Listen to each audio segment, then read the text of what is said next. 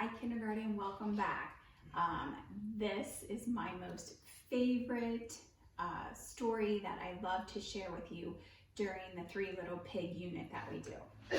This is the true story of the Three Little Pigs. This tells the point of view of the wolf. And at the end, we're going to do an activity, and I want you to tell me, or I want you to pay attention to what the wolf has to say and compare it to what happened yesterday. Okay, the true story of the Three Little Pigs. When you look at this, can you tell if this story is fiction or nonfiction? You're right, it is a fiction story, just like yesterday's was. So here we go. The true story of the Three Little Pigs.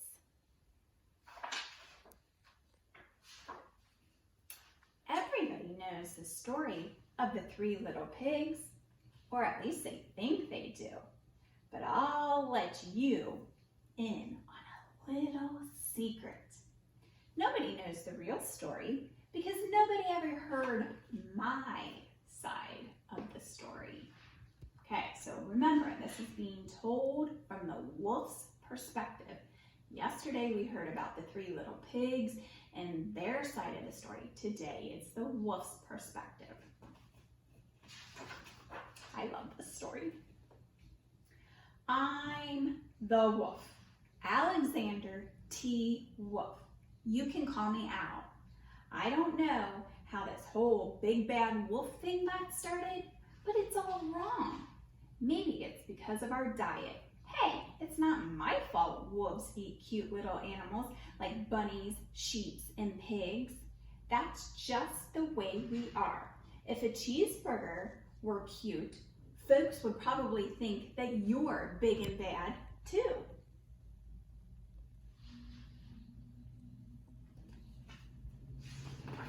He has a good point there.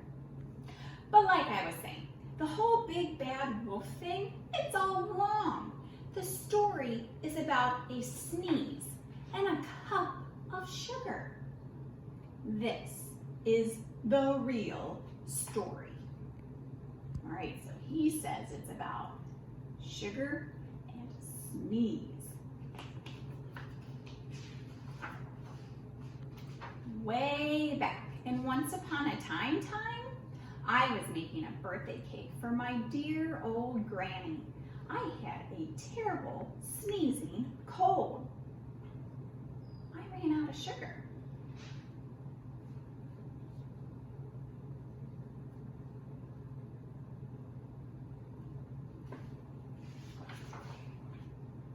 So I walked down the street to ask my neighbor for a cup of sugar. Now this neighbor was a pig, and he wasn't too bright either. He had built this whole house out of straw. Can you believe it? I mean, who in his right mind would build a house out of straw?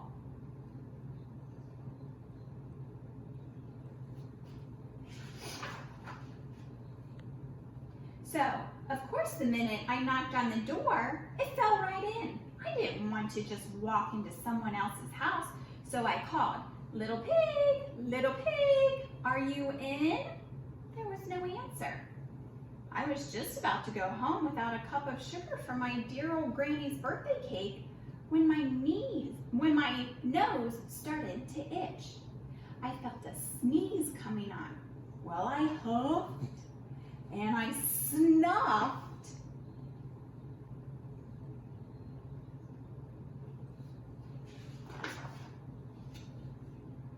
And I sneezed, shoo, a great big sneeze.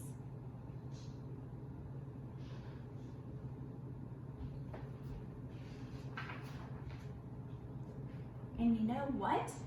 That whole darn straw house fell down. And right in the middle of the pile was the first little pig, dead as a doornail. He had been home the whole time. Well, it seemed like a shame to leave a perfectly good ham dinner laying there in the straw, so I ate him up. Think of it as a big cheeseburger just lying there.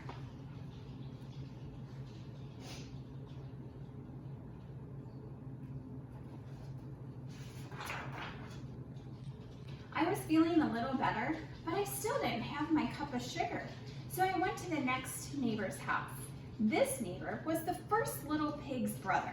He was a little smarter, but not much. He had built his house of sticks.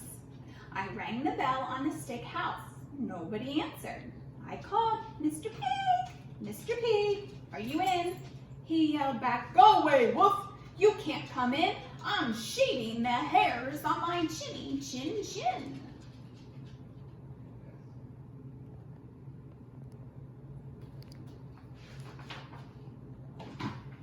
I had just grabbed the doorknob when I felt another sneeze coming on. I huffed and I snuffed and I tried to cover my mouth, but I sneezed a great big sneeze.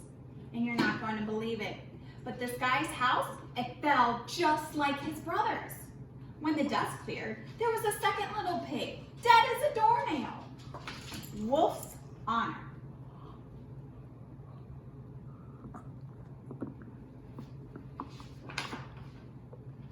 Now, you know food will spoil if you leave it out in the open. So I did the only thing there was to do. I had dinner again. Think of it as a second helping. I was getting awfully full, but my cold was feeling a little better. And I still don't have that cup of sugar for my dear old granny's birthday cake. So I went to the next house. This guy was the second and the third little pig's brother. He must have been the brains of the family. He had built his house of bricks. I knocked on the brick house. No answer. I called, "Mr. Pig, are you in?" And you know what that rude little porker answered? "Get out of here, Wolf. Don't bother me again."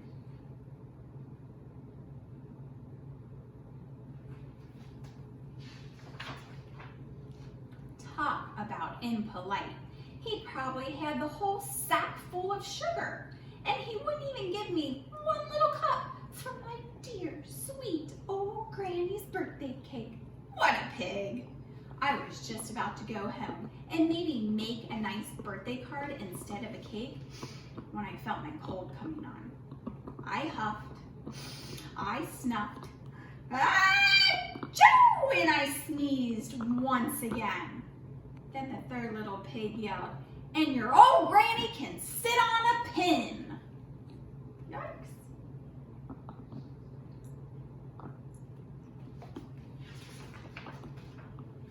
Now, I'm a usually pretty calm little fella, but when somebody talks about my granny like that, I go a little crazy. When the cops drove up, of course I was trying to break down that pig's door, and the whole time I was huffing and puffing and sneezing and making a real scene.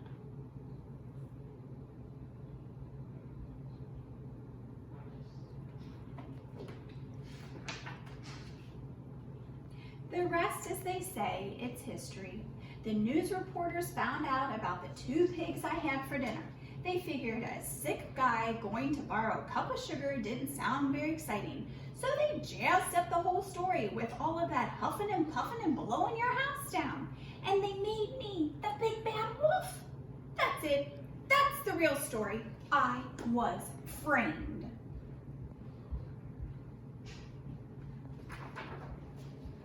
Maybe you could loan me a cup of sugar. How'd you like that story? That is one of my favorite stories. I think it is so creative, and I love to hear somebody else's perspective on the story. This one, we heard the wolf story. What you're going to do now is you're going to get the journal page that I sent home with your family. Okay? You're going to write an opinion. An opinion is what you believe.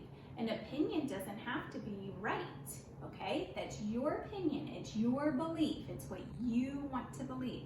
So you're gonna write an opinion. Do you believe the wolf, or do you believe the pigs from the story that we read yesterday? You must tell whose side you are on and explain your reasoning for being on their side. You must use 3 opinions to support why you choose either the wolf side to believe or the pig's side to believe. Remember, use cups. Begin with a capital. O, organization. That means use your finger spaces. P, punctuation. Always end with punctuation. And S is for spelling. Make sure you spell it correctly if it is a sight word. Begin your sentence. In my opinion, I believe the wolf, or I believe the pigs, because, and then you tell me why you believe them. I cannot wait to see which side of the story you're on. Don't forget the story from yesterday, and don't forget the story from today, because we're going to read another version tomorrow, and we're going to do an activity that uses all 3 books. I hope you enjoyed the story of the true story of the 3 little pigs. I miss you. Have a great day. If it's a sunny day, get outside and play. Enjoy the sunshine. Take care, kindergarten. I miss you.